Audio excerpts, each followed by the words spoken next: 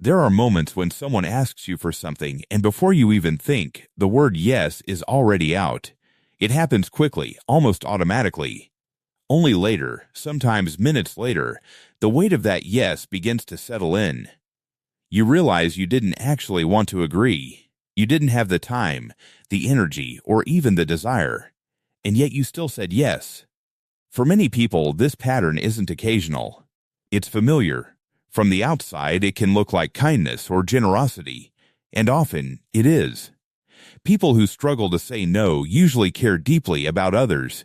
They value harmony, reliability, and being someone others can count on. But underneath that willingness is often something quieter and more psychological. Saying yes can feel safer than risking disappointment or conflict. Human beings are wired for connection.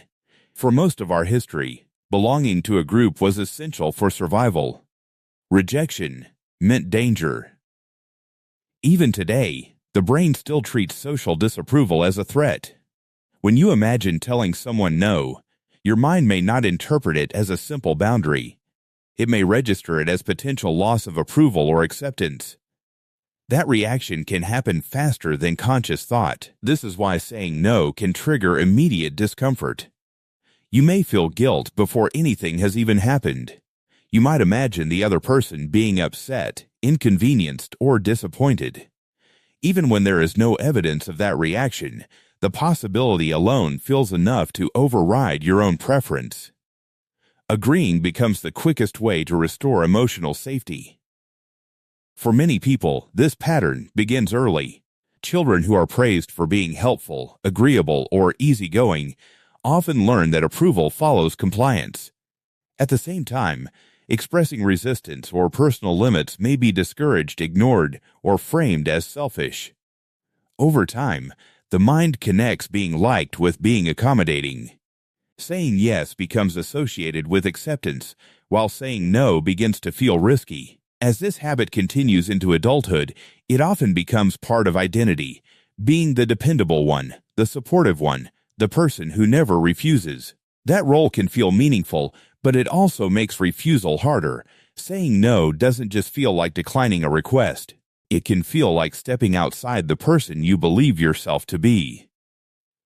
Understanding this changes how the pattern is seen. Difficulty saying no is rarely about weakness or lack of assertiveness. It is often about a nervous system trying to preserve connection and avoid rejection. Once that becomes clear, the behavior begins to make sense rather than feel like a personal flaw. When saying yes becomes automatic, the cost doesn't appear all at once. It builds quietly over time. At first, it may feel manageable. You help a little more, stay a little later, take on one extra responsibility. But as requests accumulate, your time and energy begin to stretch thinner than you realize. What once felt generous starts to feel expected, both by others and by yourself.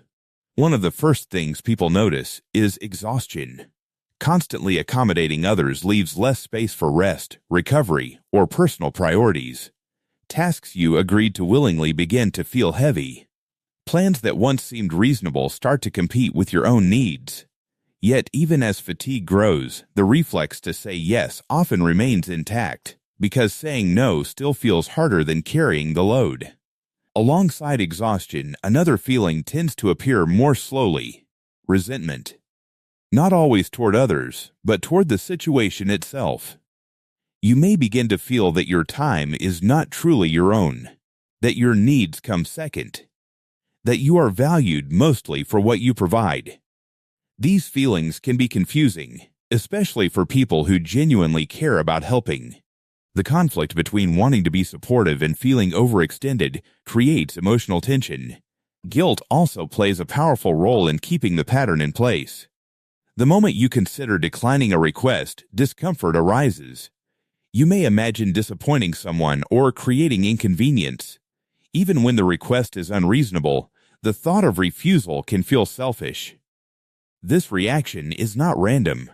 For someone who has learned to equate usefulness with worth, saying no can feel like withdrawing value from the relationship. Over time, relationships themselves can shift in subtle ways. When you consistently agree, others may begin to expect your availability. They may not intend harm, but patterns form. Your willingness becomes part of the dynamic. Boundaries blur, and your personal limits become less visible. The absence of refusal can unintentionally signal that you have none. This creates what psychologists sometimes describe as an invisible contract.